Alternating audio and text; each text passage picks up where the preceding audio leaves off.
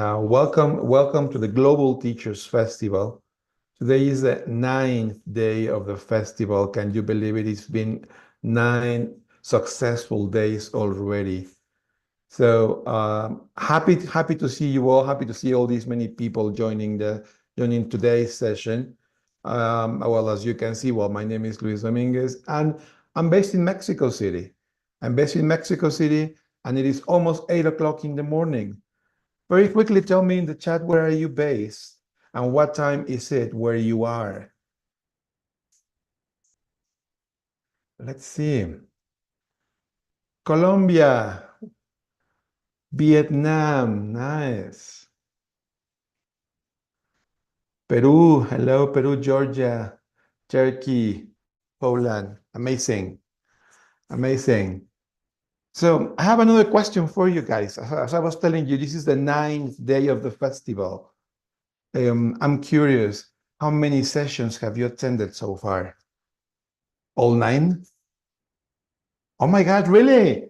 So many. Great. Oh my God.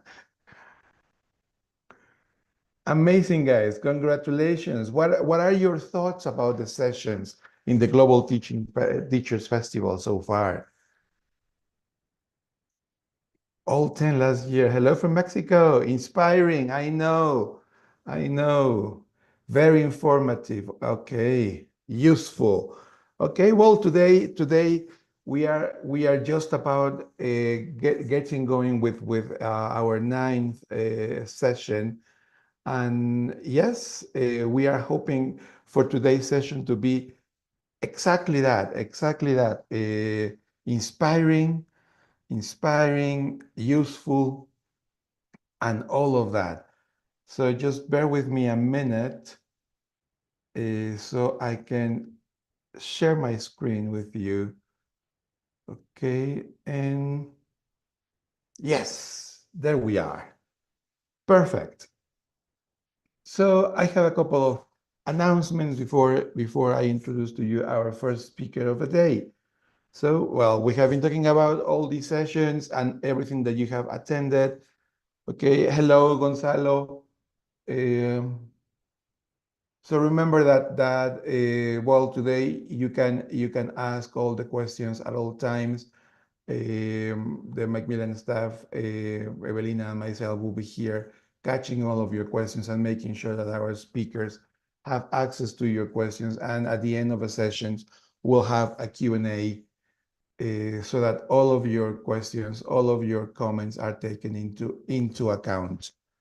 Okay, so let me talk to you about today and our program for today.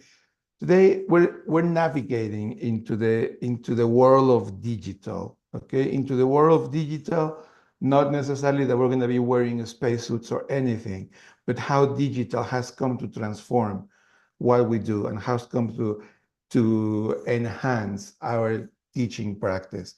So we're going to start the session with today's session with a talk that is intended for all of us teachers who at some point in our career have thought about going independent and starting our own business.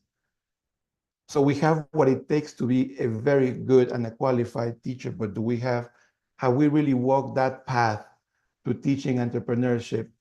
That is our very first talk, followed by, well, AI is everywhere, no? Everywhere in 2025. And yeah, it is the honeymoon for artificial intelligence. So we'll talk about what is beyond that honeymoon phase in our second session of the day. So without further ado, I want just to give you a couple more notifications. Yes, you're getting a certificate of attendance along with a goodie bag. We'll be sending you via email your certificate of attendance a week after the session.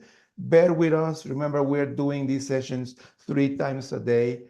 And thanks to committed teachers like you, we process thousands of certificates.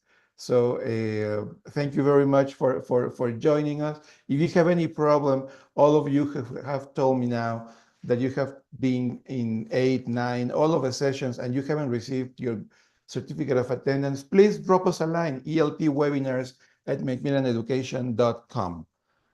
Polina, welcome. Welcome to the session. Hi, How are you? Are you I'm great. ready? How are you doing? Yes, absolutely. I'm Really excited to excited. be. Yeah, I know. I mean, it's a great opportunity, and I'm really happy to see all these teachers here sharing all these comments and how inspired, how useful they feel these sessions have been for them. And just as we were discussing a couple of minutes ago, well, I'm positive this will not be the exception, and you will have them continue with the path to inspiration. Oh, I'm So sure. the stage is yours, Paulina. Oh, thank you. Okay, okay. First of all, let me say how delighted I am to be here today and to have so many of you come to join this talk and to choose to join my speech. Today, we are going to talk about some very interesting topic about teaching entrepreneurship and what it is and how to become the owner of your own teaching business. And that's a very important thing that we just talked about 5 seconds ago. In the break room is that you have to change your mindset to from just having, oh, I want some side students, I want to get some earn some little cash. We are going to talk about changing your mindset to become an entrepreneur and to treat what you do to teaching. Oh my God, that's a mouthful. To cheat. Oh no, to treat teaching as a business and how you're going to do that. Okay, let me share my screen and we're going to take a look at my presentation. Right, so here we are. So this is me, Polina Venglovskaia. You've seen some information about me there earlier. I'm not going to talk much about me, and let's not waste time on that. The first thing I want to know is where you are right now, what stage you are on, what kind of people we have here with us. Are you a new teacher? Maybe you have very little experience. Have you just started working for an online school or maybe just a school organization? Maybe you work with a platform. Do you already have some personal individual students? Maybe you have already started working independently, or maybe some of us already have their own thriving teaching business. Let's see what kind of audience we have here, and maybe this will give us an idea of what kind of things we should focus on more. Please scan the QR code and go on a poll. It will take you a few seconds. While you are at it, the QR code is there on the left of the screen. So it's still there. Let me break down what exactly I'm going to talk about. I have divided my talk into 4 parts. So these are the 4 things we are going to focus on. The first is understanding independence, what exactly it is. What does it mean to go independent? What does it mean to start your own teaching business? And is it even for you? Because honestly, and maybe a bit controversially, it's not for everyone. So we will see if it's for you. The next one are going to be first steps to independence. What are the very first things you need to do if you want to go independent and have your own teaching business? Then we're going to talk about some business foundations. What things you need to consider when you are already independent? What kind of things to focus on? And these are things that a lot of people, they don't know about or they forget to consider, and they're very important. And finally, we're going to move on to competition and growth, and this is something that will come a bit later in your career path, and something that people who already have their teaching business will really enjoy listening to. So let's take a look at some poll results and see what kind of people we have here with us. Just a second. Here we go. Yes, okay. So the majority work for a school or an online platform, 50%, exactly the half.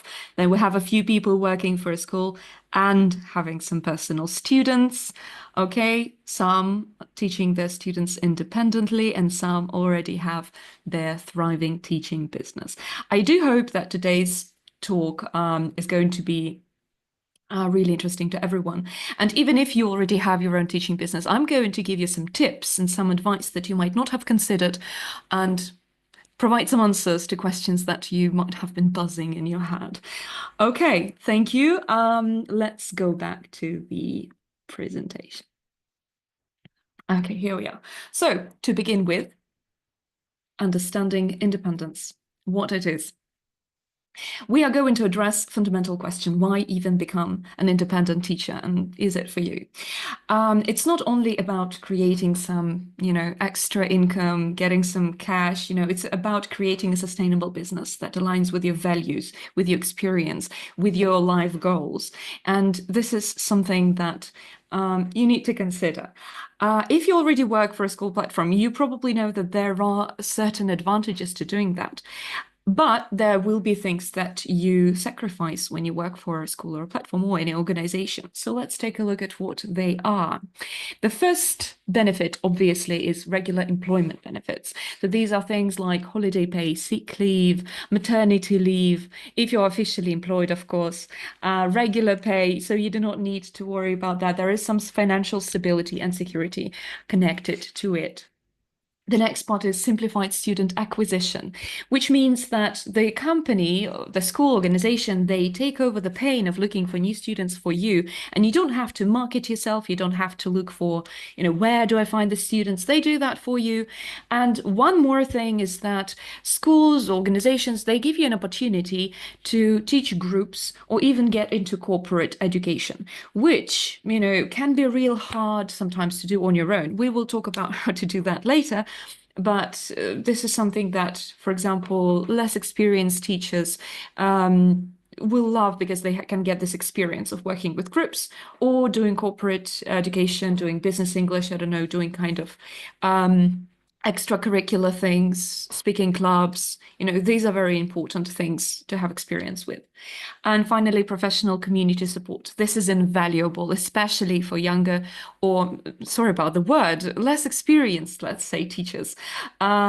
This means that a good school, a good organization will often arrange certain training for you. You will have regular teachers' meetings. You will have support from your director of studies, from your more experienced senior colleagues. And this helps you grow. It really boosts your professional growth as a teacher. And these things are really hard to find on your own sometimes. So we will talk about how to leverage that later, but this is something that is really valuable that you get. Now, what do you sacrifice? What are the drawbacks of working for a school? If you do work for a school, you will know. Well, the first one is usually lower wages with fixed rates, and it's extremely hard to negotiate the raise. Sometimes you will get, the regular annual raise or, something like that. But once you are working on that fixed rate, it's virtually impossible to negotiate a raise. I'm talking from personal experience of myself and my colleagues. Another thing is limited control over work conditions. The school's organizations will usually dictate when you work and who you work with. And so you do not really have a say in that, unfortunately. Can you take a break? Can you, I don't know, go on holiday and when to do that? Those are things I'm talking about. Next is extra administrative work. And especially if you work with children, you will have to, fill out some kind of progress report cards. You will have to communicate with parents. Not that you don't have to do that working independently, but this is more standardized and you don't have a say in when this happens and how this happens. So maybe you will have a parents meeting, or you will have to call them and talk about their child, filling in attendance sheets, a lot of these things. And surprisingly, these things are not incorporated in your pay. Usually, these are extra things you do without compensation. And they are just part of your work. You are just paid for teaching and not paid for this, but you have to do this when you work for a school. And finally, reduce flexibility in teaching methods. Schools, organizations, they usually have to provide a standardized, quantifiable experience to the customers, to their clients. And when they market themselves, they usually advertise, the courses, specific course books, specific results. And so you will generally have to follow a curriculum that is set for you. There will be a plan, there will be, set assessments. And if your students work at a different pace, it will not benefit them because you have to rush them to achieve those results. And also working with course books that you don't like, Maybe they do not work for your particular student's needs. Maybe you want to do creative work, do your own exercises, extra kind of practice, I don't know, fillers, and those kind of activities. They are usually discouraged. You do not really have time for that. And although on paper, your company may say, well, we encourage teacher creativity and things like that. In practice, this is often not so, and even frowned upon. So those are the things. It may look now, judging by all this, that there are more disadvantages than advantages. And you might think, why would anyone work for an organization, school, or a platform? Well, the thing is that this is not just numbers. Every point here has a certain value, has a certain weight that is determined by you. What is important to you and what things matter to you more than the others? If you are, as I've said many times before, if you are a less experienced teacher just starting on your path, these advantages will definitely outweigh all the disadvantages. It gives you experience, it gives you support, growth, it gives you students, and you have security. If you don't want, the pain of having your own teaching business, if you don't want to grow and you're fine with where you are, that's valid. Because today's world values high achievers and ambition, but I don't think it's important. It's not for everyone, and you are valid where you are. And if you enjoy just, working for a school, they have all the responsibility and you just come to teach. And yes, you do some extra things, but that's fine for you. That's all right. That this is just not for you. It's okay. And you don't have to feel bad about not, striving for some unattainable goals or whatever. But let's take a look at who is this for after all. So why do you need to choose independent? Answer these questions. Do you value personal freedom in teaching approach? Do you want to decide what you do in class, what kind of materials you use, who your students are? Then it's for you. Do you want to control over student selection and work schedule? Do you want to know when you work? Do you want to choose when you go on a holiday, when you have a break, when you reschedule the lessons, or when you can cancel them? Do you want to choose exact particular people and say no to the ones you don't like? This is for you. And finally, if you really want to boost your income, if you want financial independence, if you want to increase your revenue, this is also for you. So, with that aside, let's move on to the next part. First steps to independence. Okay, so the first steps are the first 4 questions that you will need to ask yourself. And mind you, I'm going to talk about very practical things that you might need to consider, that you can just sit down and write down and put it all on paper and take a look at what can happen, what you're going to do. So hopefully this will help. So the first thing, what aspects of teaching bring you the most satisfaction? So why is this important to ask yourself? What kind of answers you can elicit from yourself? First, if you like creating materials, for example, if you love creating certain kind of tailor-made resources, you can focus on developing these resources and courses and marketing them. If you like grammar explanation, standardized kind of tests and lessons, why not work with exam preparation if you strive there? If you're a very structured person that likes to plan things and deliver them. If you thrive on speaking activities and having fun and talking a lot, why not do speaking clubs?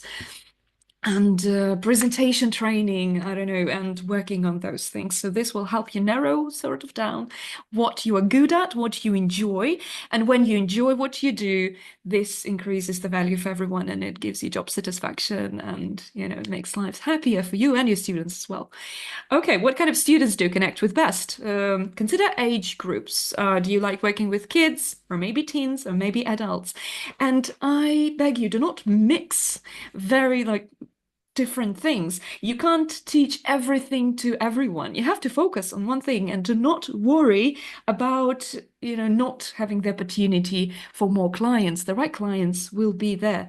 There are, 8 billion people on this planet? I don't know how many people live in your area, but working online is a thing.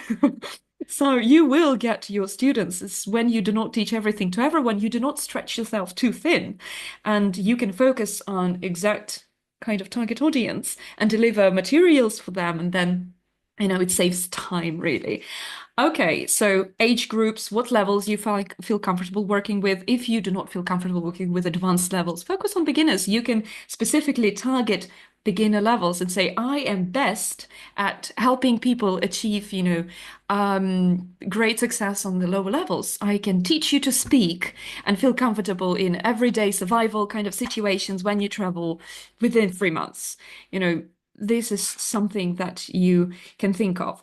What kind of professionals are they? Do you enjoy working with business people? Maybe creative people? Maybe you enjoy, I don't know, teens, as an age group. So that's number two. Number three, how much time can you dedicate to building your business? And this is specifically ties in with question number four, what's your minimum viable income? So let's look at number four first, and that will bring us to number three. You need to calculate how much money you need to earn every month. Sit down and think about your minimum monthly expenses. So how much money you spend on your rent, on your groceries, on food. Include emergency funds there. So if you're sick, for example, for a week, can you take a break? If you want to go on holiday, how much money do you need to put aside every month for that? Are you paying mortgage, for example? So these things should be calculated, and then you will get a sum of how much money you need every month, and then think of how many hours you can work every day. We're just starting here, we're not scaling or anything, we're talking about one-on-one lessons. So how many hours can you work in a day? Divide the sum by the hours you can work in a month, and you will get your fee. Basically, you will get your hourly fee.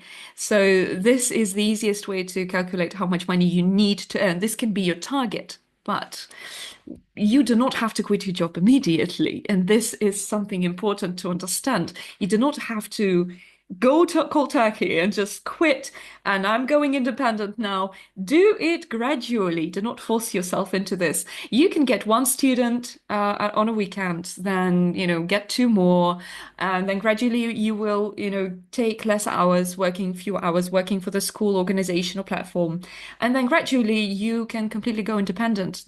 Take it slow. Know your target income goal, how much money you need to earn to feel comfortable, to feel secure, and then gradually go there. Okay, so we are going to look now at specific steps you can take that I took, that I recommend others to take when you start. So you've decided to go independent, you've calculated your hourly rates, you've decided, yes, I'm going to do that. I want to find my students. So how do you find the students? First, tweak your offer. You need to understand what exactly you're offering them so they know what to expect from you. I said before, choose the age, the levels you feel comfortable with, what aspects you are good at. It can be exam preparation for teens, business English for professionals, general English for adults. It will be specific for you. This is not a niche. We're not talking about niching it or narrowing it too much down. This is just specifying what exactly you do. It's not too narrow, don't worry.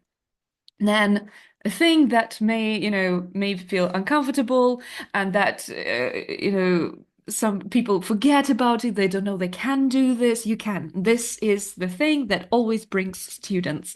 And it has happened every time when I recommended this to new, teacherpreneurs. Tell everybody, if people don't know that you're a teacher and that you are open to new students, how will you get them? So make it public, make it known to everyone. You can make a post about it on social media. If you have Instagram, make a post about it, make a story about it, write it in your bio. Then ask your friends to repost it or to post it on their stories saying, this is my friend, she's a fantastic teacher, or he's my colleague, he's a fantastic teacher, he has some time for new students now, highly recommend. These first warm referrals that you get from the people this word of mouth, it always works wonders.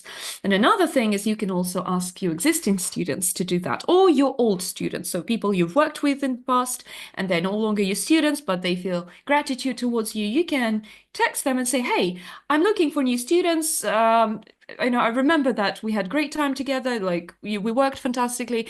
If you have any friends who are willing to study, who are looking for a teacher, could you recommend me? Or you can just say, hey, just if it's comfortable for you, no pressure, can you post about me on social media and saying, yes, this was my teacher.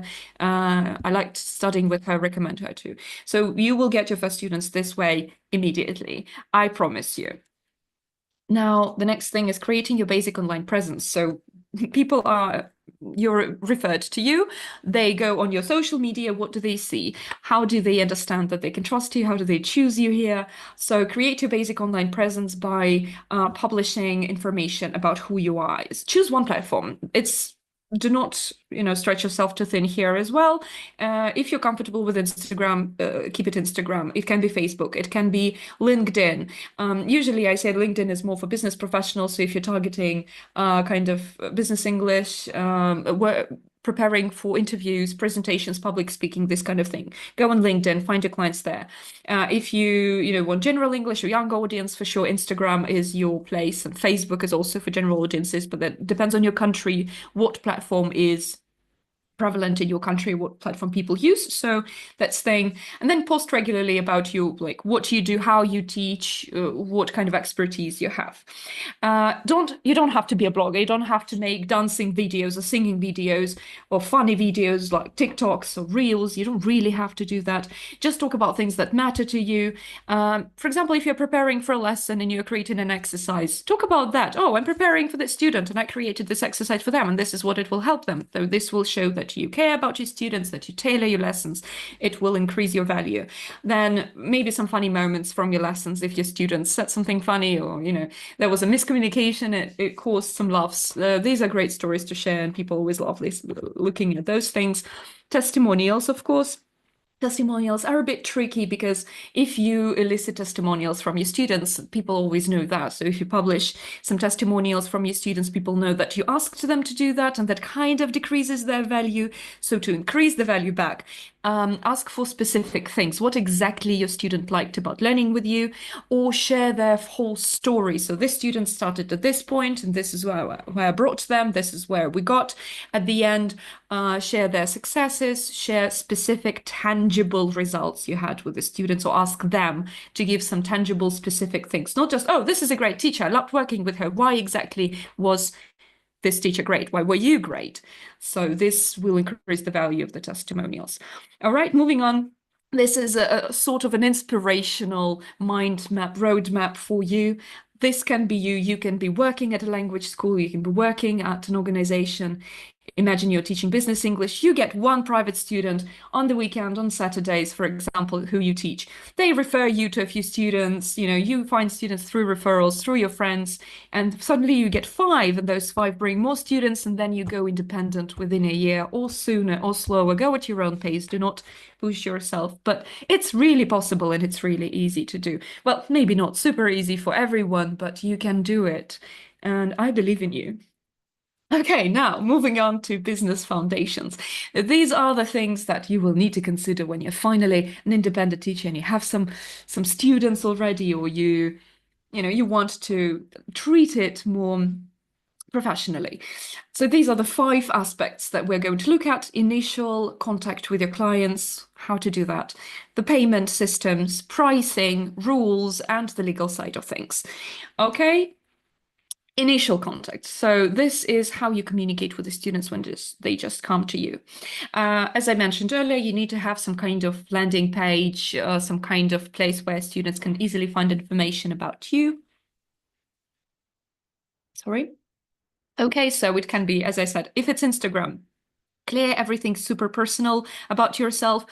Delete all the highlights about traveling to Istanbul or Malaysia or wherever you go. Just keep the most important highlights: pricing, how I work, how to contact me or book a call, I don't know, rules of working with me. So things like that, testimonials. So very easy things that, very simple information, bullet points, and not overwhelming, that people can see. Oh, okay, make a decision, contact you, let's go. There has to be a clear way to contact you. You have to write DM me, or here's the link to Calendly to book a discovery call with me.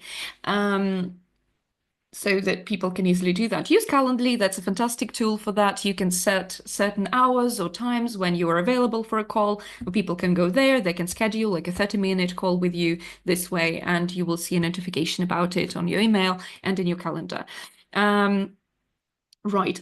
So then, should this be free? If it's just a conversation, why not? We've had a discussion about this in the morning session. I think that no teaching time should be unpaid. So if your introductory lesson or discovery session involves you teaching, then what I do is a 50% off price off my regular rate. Now, payment. Research the payments that are prevalent in your country, in your region. It can be PayPal, it can be Wise, but these come with regulations and fees, so see what works for you. If it's a direct bank transfer, it can work as well, depending on what your students comfortable with and what will be the clearest way for them. And of course, document all the transactions for tax purposes. Do not forget about that. Now, pricing. How do you price yourself? We've already set what your target price should be, what your target hourly fee should be, but also do market research and see what kind of professionals, individual professionals in your sort of vicinity, in your kind of country, of your level, charge. Find a fair advantage. And one thing you can do is a really great advice there. Yeah, person I give it, so it's great. Offer discounted packages. So this will make it easier for you to budget your monthly income and expenses. If you get payment for every lesson, do you do it before or after the lesson? Do you have to remind the students who forget to pay? This is really a pain in the neck.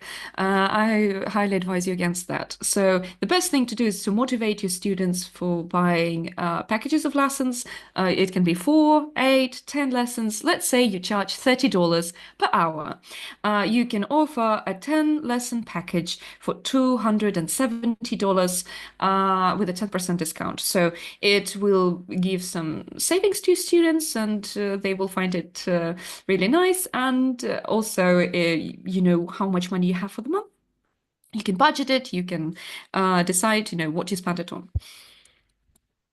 Oh, sorry, raise your prices regularly. Almost forgot. This is something that came to me with years of experience, and I wish I knew that straight away. You have to raise your prices regularly. Do that annually. You think of it as birthday for your business.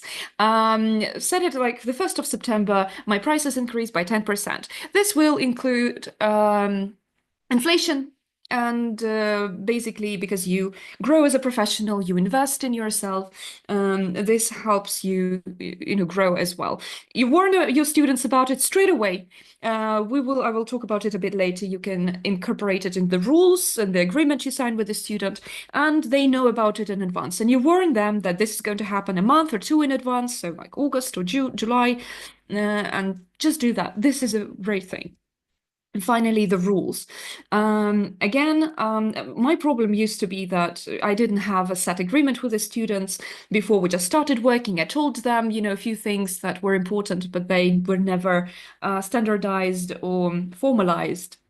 And I had my student who cancelled all the time, like 10 minutes before the lesson. And because we didn't have that agreement, I felt a little bit insecure about asking them to pay for the lesson. I always say, well, yes, okay, all right, let's cancel, okay, let's reschedule, okay. But I lost my time because I prepared for the lesson. I didn't place any other lesson on that time, and I really lost money on that, and I wasted my time. So now what I always have is a set agreement that I basically sign with every student. It doesn't have to have any legal value, but it's something that you both agree upon. So it should be like just a piece of paper that has all the information. The first of your teaching methodology, what you deliver, what you offer, what exactly you're going to do to get together. Now, cancellation policy with specific terms. When is it okay to cancel? What are the penalties for canceling? For me, it is a 24-hour cancellation policy, which means that if my students cancel less than that, they have to pay the full price of the lesson. And there are certain emergencies that I also write down that, we can reschedule or we can cancel. Okay, your own rescheduling policies. The next thing, when can you cancel? When can you reschedule? Do not exclude yourself from this. Payment terms and pricing. How can your students pay you? What all the prices are. So it's all spelled out for them. They don't have to look for this information anywhere. They have this paper. It's pinned to your chat. I don't know. Or it's, wherever you keep all the information. And then lesson package conditions. What are the packages and, what conditions they are? How, can they cancel lessons, they buy a package, or maybe they can cancel 2 times in a month, what is the time period they buy a 10 lesson package? Do they have to study them all in 1 month, or they can spread them by 3 months? But if those 3 months pass and they don't use up those package, does it, disappear? Like, or can they move it over? So this also has to be clearly explained here. Now, finally, the legal side of the business. This is an important thing when when you're just starting, when you have 1 or 2 students, maybe you can overlook that.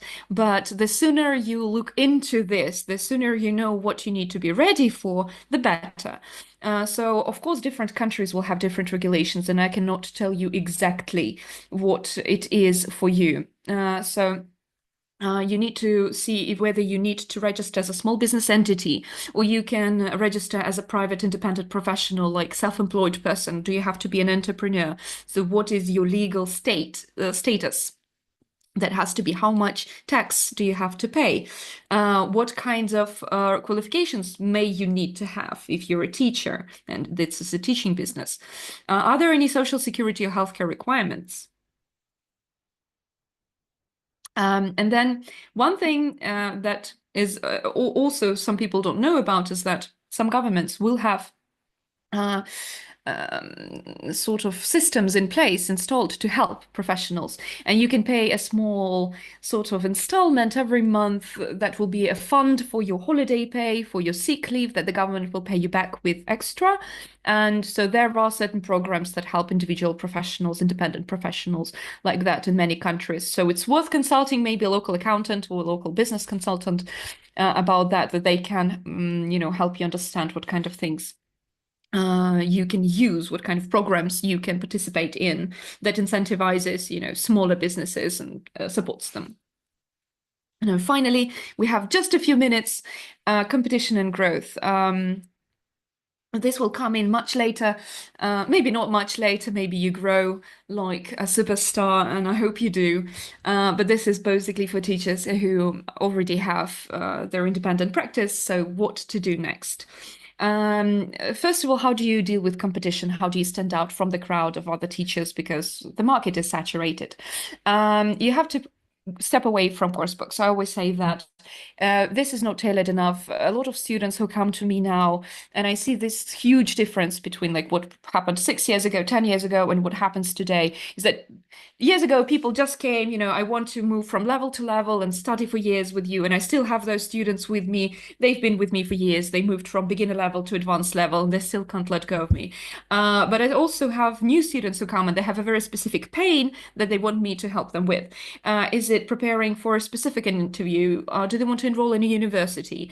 Do they want to deliver a presentation? Are they planning to go to an exposition, and they want to, they have a booth there. It's an agricultural thing. I had a student like that. And you prepare them for this specific thing. You help them, you devise a plan. So personalized learning plans, addressing specific student needs, creating tailored materials for your students. And also, you have to use modern platforms and goals. People right now are completely spoiled by such platforms as Duolingo, where everything is clickable, where everything can be moved, it's easy to access. They open the app, they can see all their progress.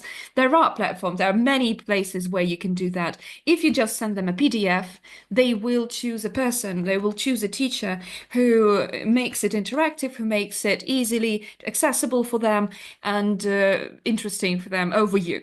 So this is how you stay competitive. Research what the market today is, what kind of platforms you can use and use them. And then because there are subscriptions, you will need to incorporate that in your monthly budgeting and your expenses. And I probably have to finish very soon, but give me a few more minutes. Most important thing, do not compare yourself to others in a way that, oh, this teacher is doing that and they're more successful than me, or that teacher is doing that, they're more successful than me, or this school is doing that. Just do what corresponds with your values, with your core principles, what you feel good at, and compare yourself with your yesterday self, with yourself 6 months ago, with yourself a year ago, and see yourself in the future and go that way. Only compare yourself with you and focus on your own growth. Okay, I don't have time for that, and I will not build a community. But okay, one more thing, targeting your clients. This is narrowing it down a bit more. So this is about finding your ideal clients. You need to think this about more about posting and marketing. So think about what pain your student has, what opportunities they're missing because they don't know the language, or they have the language barrier, or they haven't studied with you. What opportunities are they missing? What have they tried that didn't work? And what would make them choose you over the others? You need to adapt your offer to show this, to show that you can solve this problem, that you can make it work for them, and that they can help them grab the opportunities that they're missing right now with this.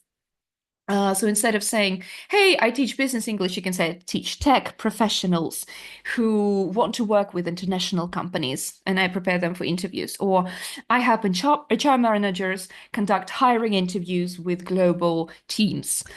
Things like that is what, will help you stand out and target particular clients. And in your posts, emails, chats, write about those things. Create a light bulb moment for for your clients, that oh, this is exactly what I've been looking for. They might not even know that, but they saw your post and go, oh, this is exactly what I wanted. And they will email you or contact you. Okay, I think I have to finish now. Thank you very much for coming. Do we have questions? Impeccable timing, Polina. Thank you very much. Incredible session, lots of reactions in the chat. Thank you. Yes, we have some questions, and I'll jump straight into them. They are more like in the Q&A button. And so there's a question about what is the marketing versus teaching ratio? Sorry, could you repeat? Yeah, what is the marketing versus teaching ratio? Okay, so how much, I don't really understand how much time you spend on teaching and Pro- marketing. Oh, okay, you Uh-huh. will spend, of course, more time on teaching. I can't give you exact numbers. It will depend on you yourself. I do not really spend much time in marketing right now because most of the clients I get are from referrals, and I'm focusing on other things right now. But I don't know, do not spend too much time on marketing. You can write one post a day. Spend Mhm. maybe 10 minutes every day, 5 minutes every day on doing that, staying visible, and just focus on delivering the best message. If you want to grow exponentially, you will need to devote more time to marketing, of course. I don't think I can give you exact ratio. That's fine. That's fine. Here we have another interesting questions. What future trends do you foresee in the realm of teaching entrepreneurship, and how might these trends shape the education landscape? Right, yeah. So obviously everybody's working online and remotely and things like that, but I see that because, of course, we are going to move on to AI, right? Right Mm. after me. AI is going to change the way you teach, but AI is not going to take away your job. And this is what a lot of people are afraid of because people will need people, and people will come to you as a professional for who you are. There can be 10 people who teach business English to tech professionals who prepare for interviews, but they will choose you because of who you are, how you deliver the message, what kind of personality you have. People choose Absolutely. personality, charisma. So show that to others. Let it shine through. They will always choose you. You will never be without a job. And specializing and tailoring is what is going to be the top thing. Short, targeted courses tailored to specific need, not studying for years, but 3 months course with this particular teacher, doing achieving that particular goal. This is definitely what's going to happen. Thank you. You're talking about moving away from course books. Then I Yes. mean, that means that you have to create your own curriculum. How Yeah. much time do you need to allocate to creating your own curriculum? Okay, this is a very good question actually, because when you have little experience, it's really hard to do. But when you have a lot of experience, it becomes easier to do. And AI helps here too. Just don't overuse it. Listen to the next talk. It really, touches upon that greatly. But this is where narrowing it down and choosing your niche comes in handy, because when you target specific problems all the time, you will develop specific resources. Course books are very general. They do not address any need. They're just for everybody, but for nobody at the same time. And so when you create materials, you will need to do it really once, and then you just tweak them to every new student because they will be similar. Because if you know your target audience, because if you know who exactly you teach, the materials you develop, you can reuse them. And even if you will target them a little bit more and change them, you can reuse them. And so you will gradually build your own bank of materials and just update them and just maybe add things to them. Perfect. Well, I guess it's time for us to move on, Polina. Yes, Can you but please share just the with us final thing. how we can connect with you? Yes, Yes. absolutely. So here on the screen, I'm sharing. Please scan this QR code for my LinkedIn, or you can just find me on LinkedIn. I'm Polina Venglovskaia. If you want to talk more, if you want to get a draft for that agreement, you can sign with your student.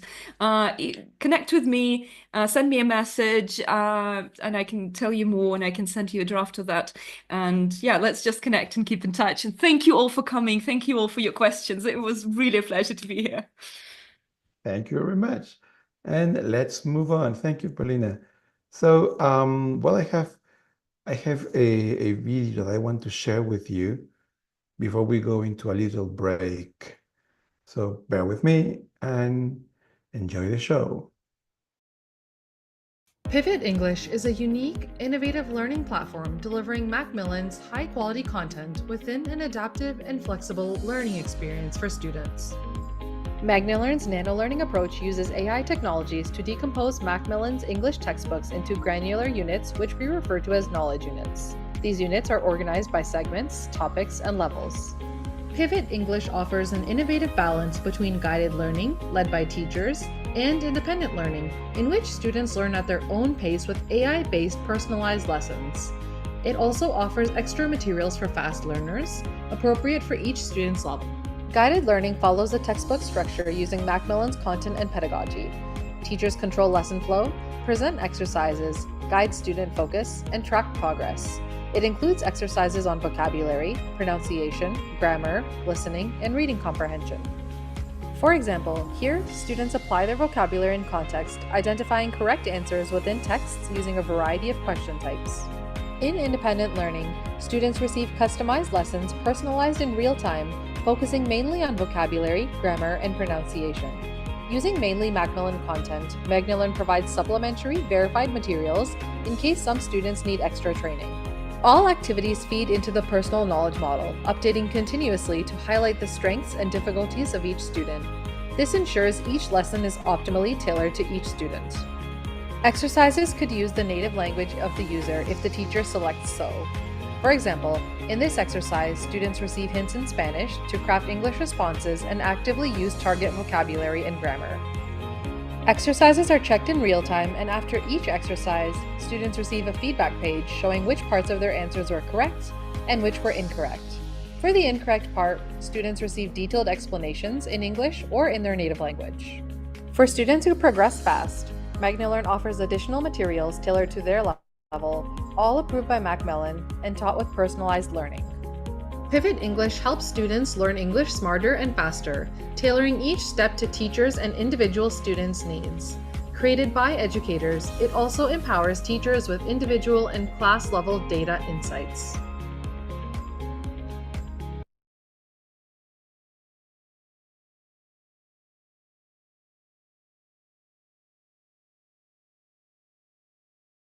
So how amazing does that sound?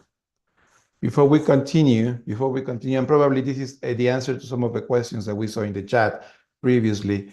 So before we continue, well, I mean, I guess it's already time to go. So I don't think that we will have time for our little break. If you really need to grab a cup of coffee or drink some water, do it really quickly while we introduce our next speaker, okay? So that we can really finish this session on time. So, Joanna, you're around? Yes, I can see you're Hello. around. Hi, Okay. Louis. So, I mean, a very interesting first session, full of ideas. And I guess that this is the perfect time for you now to round this up and tell us, because one of the questions that we saw constantly in the chat had to do with artificial intelligence, right? So exactly. So, So yes, it's there, but how do we make the most out of it? And who's the best person to talk about it? Well, Joanna, I'm thank you here. very much. All yours. Thank you. Thank you, Louis. And thank you, everyone, for being here. And I'm very happy that you're so excited. Someone says, hi, good morning. Well, yeah, already, like I'm in the afternoon already. So good morning, good afternoon, good evening, wherever you are. I'm very happy that you're here. And I'm just going to start and share my screen.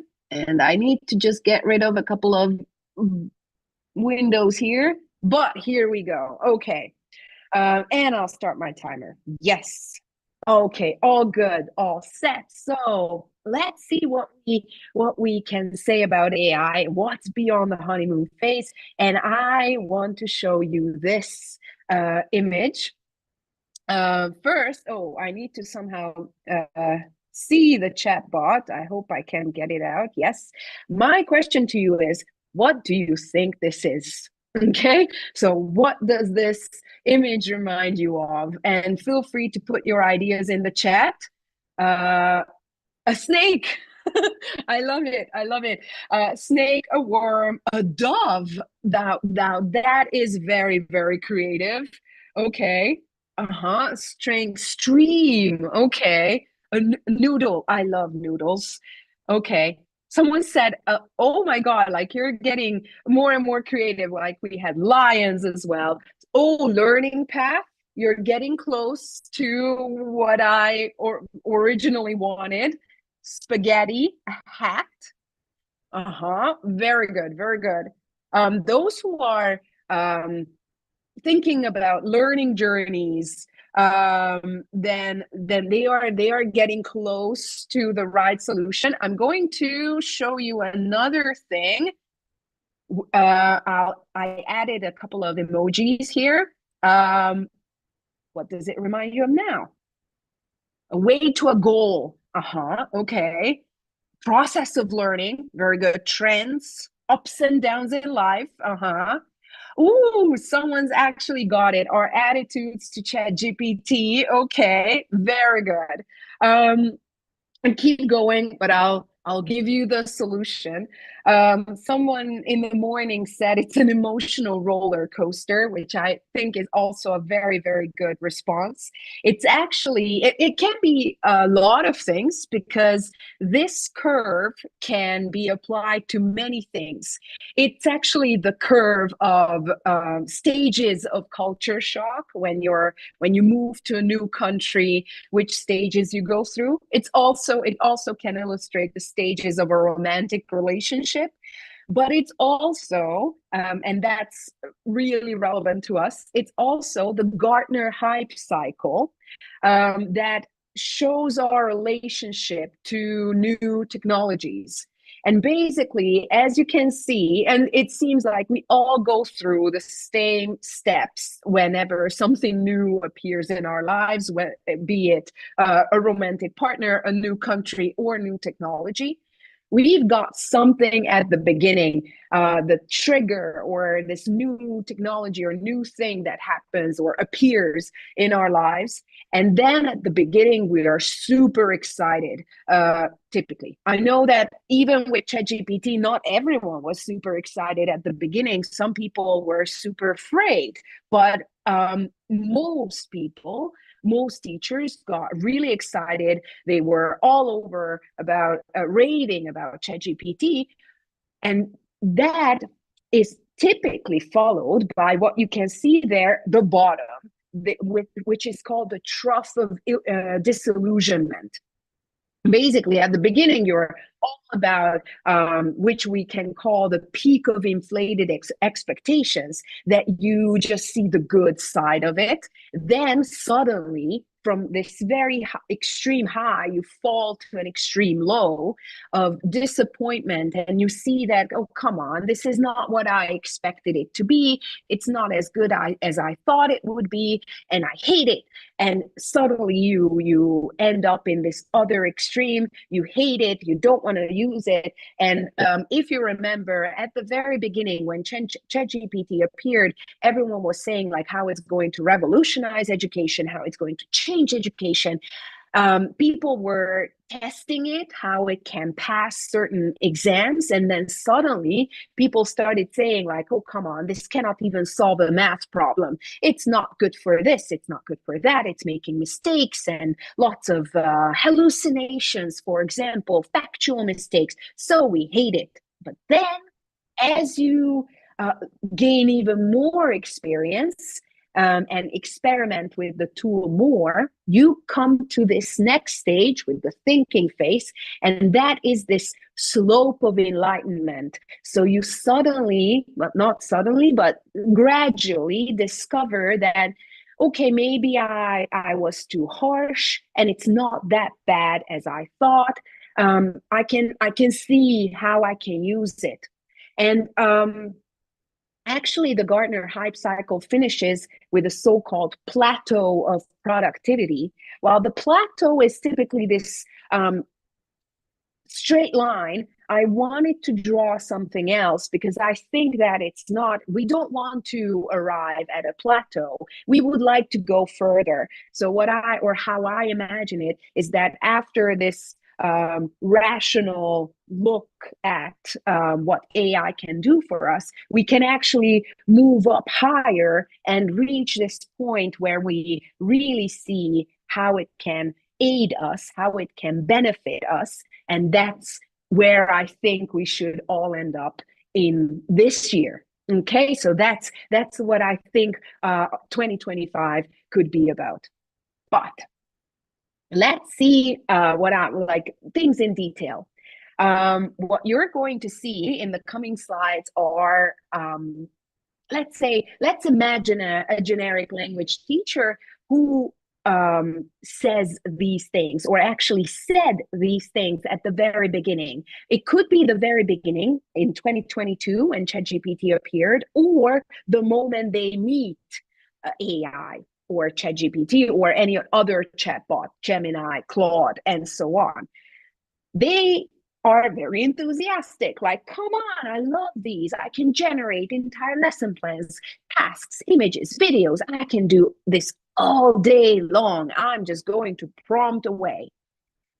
But there's always a but. And this is why we're here, to think about the other side of this. So let's take on or put on our thinking or more critical hats and think about what's wrong with this idea or with this approach. I'm going to invite you to put your ideas in the chat. I'm going to be monitoring the chat. So what do you think can be wrong if someone says this, or someone's so excited about prompting all day long? Feel free to add your ideas in the chat. I'm always going to give you further hints and input. Someone said AI can make mistakes. Someone mentioned energy and water usage. Very good, very good. No human interaction. Exactly. Losing creativity, wasting time and creativity. Exactly. Now everyone's talking about creativity. Exactly. So there are several things here to take into account. It's okay. We love it. Yes, but first of all, AI models, so their environmental impact is huge.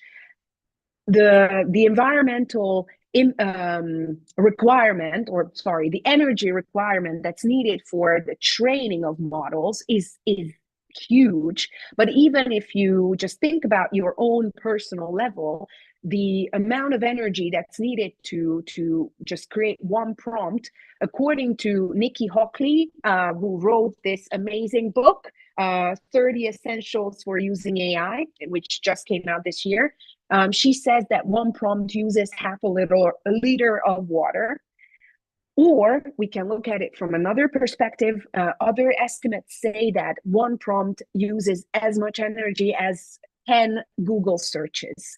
So it definitely uses energy. The maintenance of these servers also need water, as someone said it, to cool them. So their environmental impact or footprint is huge. But apart from that, you mentioned very well that AI can make mistakes. And if we rely solely on AI and its generated responses, we might fall into this trap that we accept hallucinations, incorrect information as truth, or we are going to lose our creative and critical thinking because we're just not exercising our brains that much as before. And you also mentioned no human interaction. So yeah, if you just imagine this, that I'm sitting in front of my computer like right now, and I keep prompting away, it's fun, but actually I'm not communicating with anyone. I'm communicating with a machine. And it could be a great feeling to have teacher colleagues, real flash humans who you can discuss your ideas with, and real humans you can teach. So human interaction is also very important. And we're going to continue in the same fashion. So here's another quote.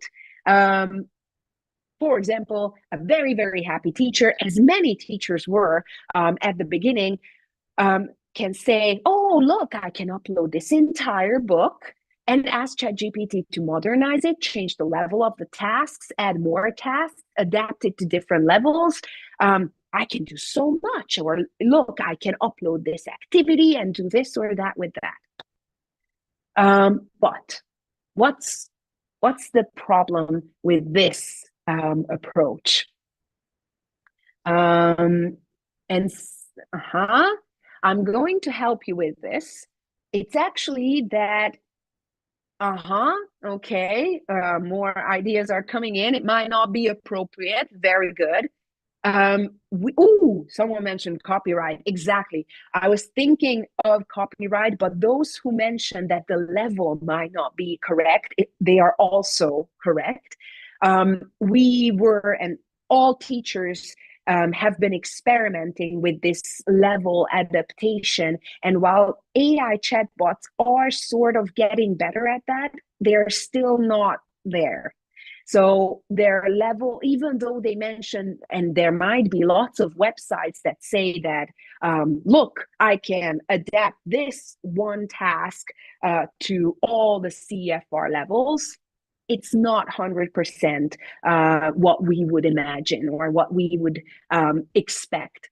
But the real point is copyright. Indeed, if you upload a book, an activity from a course book, or an entire course book, you are violating copyright.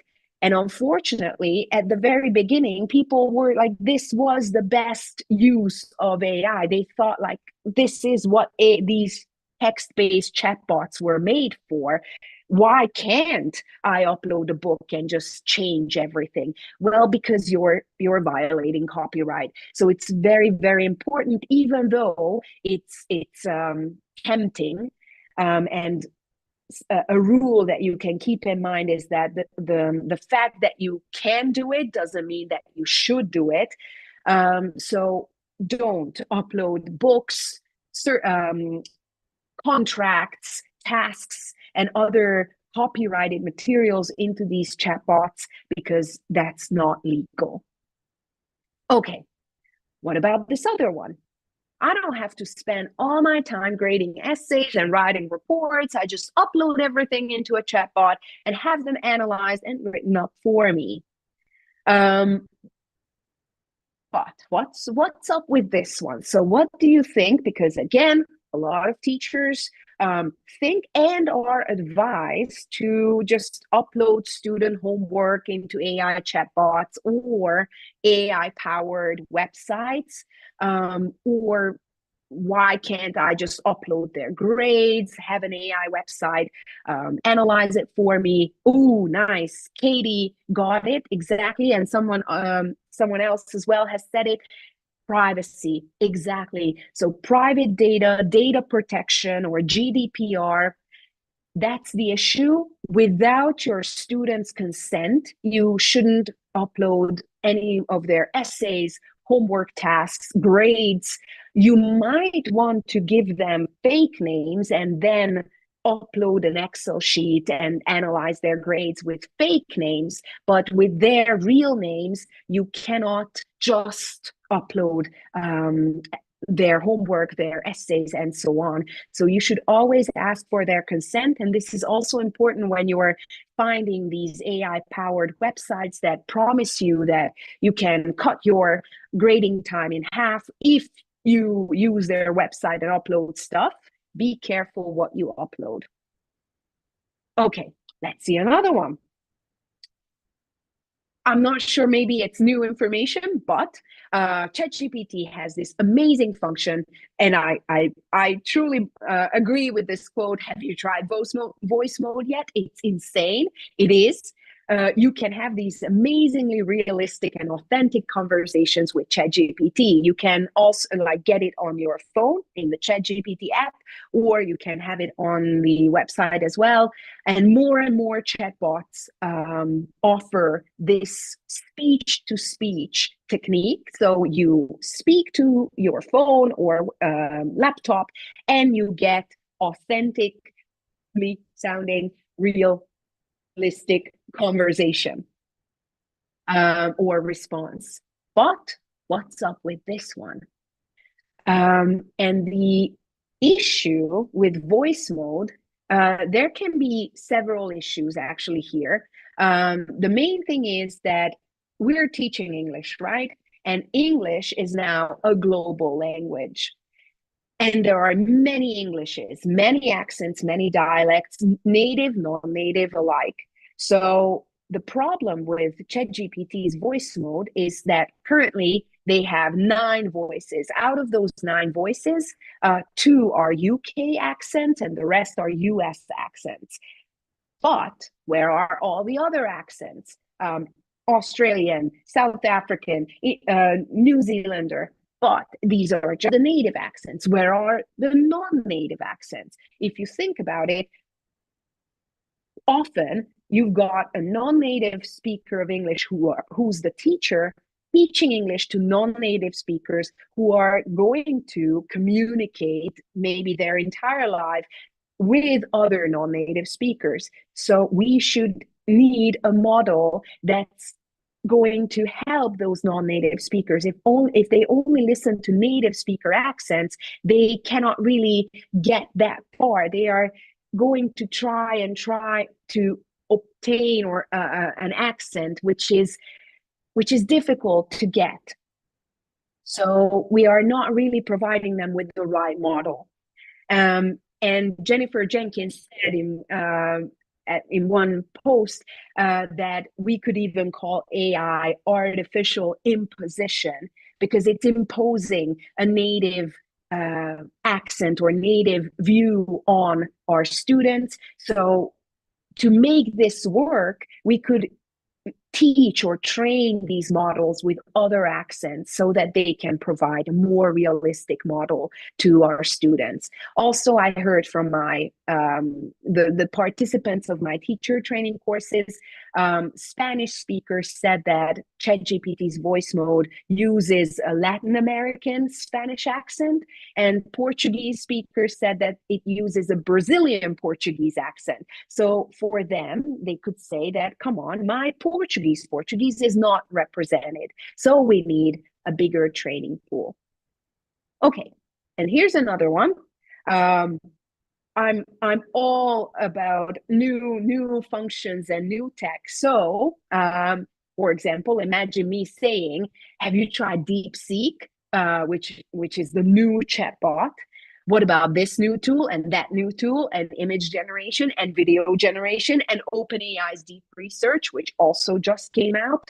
What could be the issue with this?" Oh, someone said too many. Absolutely. So that's what we can also call AI fatigue, that you just get burnt out. There are just too many new tools, too many new functions added. It's very, very difficult to keep up. Cognitive overload, very good, someone said. Exactly. That's actually one part of the story. It's definitely cognitive overload. It's just too many tools, but if you think about it, not everyone has access to these tools. So I hope you can still hear me, because there might be an issue with my earphones. The thing is that, oh, good, I got a reaction, thank you. So the problem is that these tools are not available everywhere. And this is what we can call the digital divide. The digital divide can be understood in many ways. It can mean that in some countries there's no reliable internet connection, so they cannot even get to this far to access AI tools. And in some countries they only have mobile phones, but they don't have laptops. So that's another issue. They are app-based and not website-based. But there's another level to the digital divide, and it's like where these tools are introduced. For example, as far as I know, OpenAI's deep research has not or is not available yet in Europe. It's only available in the US. So unless I use a VPN, I can't really experiment with it. I can't really try it. So that's one thing, that they are introduced in various locations. You can't really access them. But another point is that some countries, they do it well. They respect GDPR, and they are not going to let students or teachers experiment with tools that don't really have a solid data protection background, or the data protection is not well expressed in their terms and conditions. But some countries don't really care. And I'm not going to say which, but those countries that don't really care, they are going to try more tools. This actually came up in one of my teacher training courses, that there were participants from various countries, and some countries don't really have that much experience with so many tools because they really respect data protection and GDPR, while other countries just said, we don't care. And so they were more advanced technologically. However, they didn't really care about data protection. So it's a double-edged sword, definitely. And this is the final one. I'm going to be very quick from now because I've been talking a bit too much, but let's look at this one. Someone who's very, very excited about generating art or music in someone's style. What about this one? The problem is that all of these styles are taken from the internet. And we might think that, well, whatever is on the internet is up for grabs, it's for free, but not really. And all these models scrape the internet for text, audio, images, and they are usually not asking for anyone's consent. They need data to become better and to avoid hallucination and so on. But in order to get that data, they might not use like totally legal tactics. And that's a very, very important thing. Who owns the data? Also, who owns what you generate? For example, you generate a song or an image. Can you sell it? Can you make money off of it? And it's a very, very gray area. It's very hard, and there are still no hard rules, like who owns what and what can be done. But let's look at the less gloomy side, so the positive side. And I still want to show you how we can work together with AI in the future and build a positive relationship. So what I mention most of the time is that I truly believe in a balanced human-AI collaborative relationship that can really boost creativity and productivity. And I'm going to be giving you a couple of examples. So I think that AI is amazing. We can definitely use it for idea generation, brainstorming, creating worksheets, additional activities, creative twists that you just want to apply to an existing activity that you generated, not taken from a book. And you can play with it in a totally different way, not just by generating an activity, but by generating something by accident. So this image was sort of generated by accident. Some of or most of the chatbots are now capable of image generation, but not all of them. Claude is a very good chatbot, but it cannot generate images. It's based on code generation. So it can generate an image that comes from code. That's how you end up with these abstract and minimalistic images. So my question to you is, what do you think this is? And I'm going to give you a couple of seconds. So this was generated with Claude, and it's a very minimalistic image of something. Someone says confetti, yeah, a glass of juice, a sad smiley. Oh, it's interesting that you see sad faces. Be more positive. Pizza. Yes, in the mornings, a lot of people said pizza. It's actually, it was generated by one of my teacher trainees who generated paella art or paella art, and it was supposed to be paella. But as you can see, it can start this creative process of trying to see something into this very bad image, but at least we can use it for a creative purpose. This is another image generated with the help of Claude, a very minimalistic and abstract image, but what do you think it could be? So again, I'm curious about your thoughts. Students, very good. A classroom, right? Nice. Exactly. It is a classroom. It was generated by a Portuguese participant. And if I'm right, it means in Portuguese, respect and tolerance. And it would be a very interesting activity to see how respect and tolerance is represented in this very minimalistic image and what Claude was thinking when they generated this image. Another example I want to give you is like this one. Just to tell you, this entire thing wasn't generated with AI. As you can see in the bottom of the or in the corner of the image, this is a Genially template. However, the activity was created with the help of AI. And I just want to show you very quickly like how I created an escape room for my students with AI. And this is something I think could be a nice AI-human collaborative relationship. I came up with the idea, but AI created the background story, the names of the planets, and the stage descriptions. I came up with the idea of the tasks that I co-brainstormed with AI. I asked AI to rewrite some of the activities that I already had, and then I put everything together. So this was a very nice AI-human balanced relationship. And another point that I really want to emphasize, where AI's potential lies, is being or creating highly personalized and adaptive materials. So with the help of AI, with chatbots, we can create entire sets of customized materials. And we know that now we have lots of students with various needs. In order to meet their expectations and needs, we can use these chatbots to generate different versions of the same activity.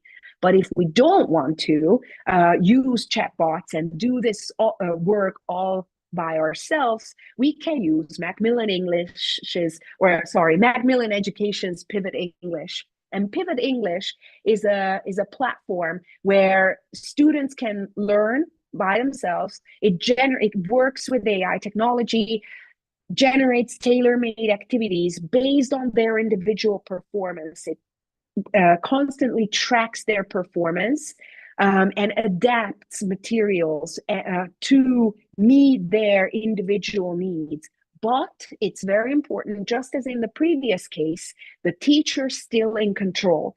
So the teacher can still decide if they want to guide, because they can oversee the entire process and they can decide what individual students should see, whether they are ready for this activity or not. So they can still be in control. However, they individually get support from Pivot English using this rather complicated system, but you can see how the AI is behind all of this, because AI is not just the chatbots. AI can be this technology that helps personalization and adaptation. And another thing where AI can really help us is automation of robotic or mundane activities, such as writing reports and filling in tables. You can see this mentioned many times, but I truly agree that this is where AI can help us gain some time to automate a couple of workflow items that we have. It can also help with the objective part of assessment, so grades, scores, points. However, with the subjective parts of assessment, I believe that it won't actually revolutionize education, but it pushes us toward more authentic, integrated, and performance-based assessment. So, for example, in connection with essay writing, composition writing, of course, you might be thinking, well, how will I know whether AI wrote this or my student? Well, maybe it just opens our eyes to other approaches to assessment. Instead of essays and compositions, we might want to go in the direction of more authentic and performance-based assessments. And what about our future? I believe that perhaps our roles are going to change from teacher to facilitator. Because if you think about it, AI is going to be available. It's already available on our phones, on our laptops. So students might think that I can do this all by myself. I don't need a teacher. So what is the teacher, or what can the teacher really give? Their human side. So instead of teaching, they might be facilitating instead. So emphasizing assessment for learning, emphasizing their help they can give in AI literacy, because our students will need AI literacy to use these tools well. And we can also help them give life skills that we can give them. And within AI literacy, we can also help in these two cases, help them with global Englishes, showing proper models of non-native speaker accents, world Englishes, and also teach them about sustainable AI use, that not everything needs to be prompted, but we can help them guide, or we can help them show the way. And this is where I'm going to finish my talk. So thank you so much for being here. Thank you for listening, and I'm open to questions. Oh my. Good. Lots of questions, lots of interactions. I mean, the chat kept on moving and moving as you were talking, Jo. I guess I can see the chat box at the same time.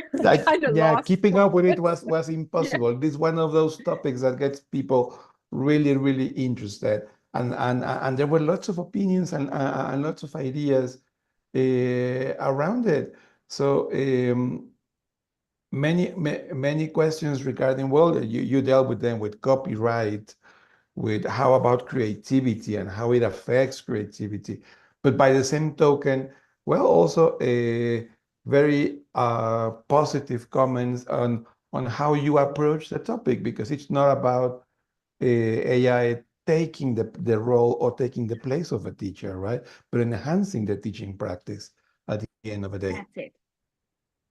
I Right. agree. And I think that if AI can take the role of the teacher, and I know it will sound terrible, but that teacher might not have been a very good teacher. Or I know it sounds terrible, but if AI can just by itself replace us, then we are not enough. We need to do more. Totally. I mean, we are the ones who get to know our students, who get to know their needs, Exactly. and just the way we tailor our lessons with the current resources we have. Well, there are other resources that will keep popping up over time, right? Exactly. Yes. Yes. So there are some questions like, what's your favorite AI tool? Um, Honestly, I love Claude. Even though I showed you these very minimalistic and abstract and very strange images that it generated, but in other cases, I just love Claude because it's supposed to be the ethical counterpart of ChatGPT. So it's in my experience, but that's a personal preference thing. So what I sort of noticed is that it's more creative. It somehow gives you a deeper response, and it can generate beautiful worksheets. I mean, beautiful is also a subjective term. So if you think about it, that a chatbot generates a worksheet, that's already some sort of a strange concept. Considering that, it generates beautiful worksheets. Okay. All right. Do you think any conflict between the use of AI and developing critical thinking? Absolutely. I've seen lots of articles already saying this, that but I'm not really sure what kind of studies show this or how they can actually test it, whether like those who use AI on a daily basis lose their creative thinking. I'm not sure we can just say this so easily and quickly, but in a way, like, because if you rely on a tool 100% of the time, in a way, yes, you're going to lose your critical and creative thinking because you give everything up. But if we use it consciously and in a principled way, I don't think it should. What we should really pay attention to is the coming generation, because I've heard this several times that our generation, probably the ones who are listening to us, we know what we want to see. We have something already in our brains. We have an initial concept. But those who are younger and they are born into this, they might just accept it as a fact. And that's going to be crucial to help them understand the difference between truth or reality, or a more creative reality, a less creative reality. Right. Also in the way you prompt it. Yes. Right. Absolutely. Yeah. Very good. Well, there are some other messages. I mean, thank you for a very inspiring session, so on and so forth. Yeah, your favorite AI tool. What else? What else? What else, guys? But I love the little hearts that are popping up. Yeah. Similar questions. Can we use it to improve creativity? Well, we just talked about it, right? Yeah, it saves time for teachers. It helps them improve students' level in a more effective way. Yes, very interesting session, very productive talk. Joe, what can I tell you? I mean, I mean, see for yourself all these hearts and Yes. all these messages from the crowd. Thank This you. is a very inspiring talk, and this is the kind of topics that the teachers benefit from a lot, especially in these times, right? So thank you very much for taking the time and for sharing this Thank with you. us. Thank you, Lewis, and thanks for everyone for taking part and being so active in the chat box. And I'm going to also take a look at the questions in the backstage. Absolutely. Yes. Perfect. Yes. Bear with me, guys, while Joe is also taking a look at the questions. I have some more information for you. You were asking some questions in the chat, and well, you watched a video between the two sessions about Pivot English, our first fully AI-powered course. So Macmillan Education is making this possible, is making this available for you guys. A course that is available in both in British and in American English, that is covering levels from A1 to C1.